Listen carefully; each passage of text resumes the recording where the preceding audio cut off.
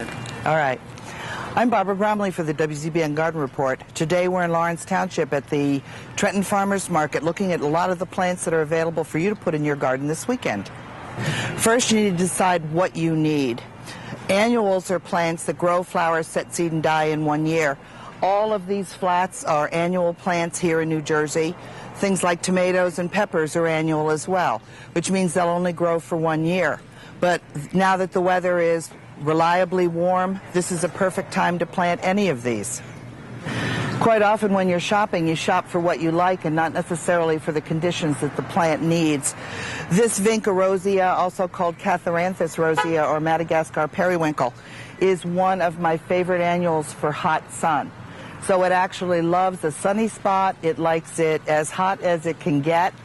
It just needs a little bit of water to get it established. This portulaca is also a sun plant, so it's important, if you don't know whether it's for sun or shade, to ask. I can admire all of these different plants because any one of them would fit somewhere in my own garden. The begonias, for example, which are fairly common, are either for sun or shade. They just don't like poorly drained soil. And once they're established, once they've had a little water to get them going, they'll be pretty drought tolerant in the summertime. But then there are also plants like this Perenia back here that are wet site plants. So if you have a moist area, maybe just morning sun, the Perenia would be a good choice. And most of you already know impatiens, and that's the first thing you go for, which is fine if you have a shady site with moist soil. They'll take moist soil in full sun if it's moist all the time. If it's not, they'll yellow and die back.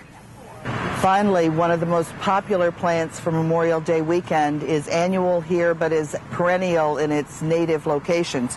And that's the Pelargonium, also called a geranium. These are not true geraniums, but we absolutely love them. Now, what kinds of conditions do you need for geranium? You need sun, preferably morning sun, moist soil but not too wet, good fertility, and unfortunately the deer will eat them. So if you plant them where the deer are going to chew them down.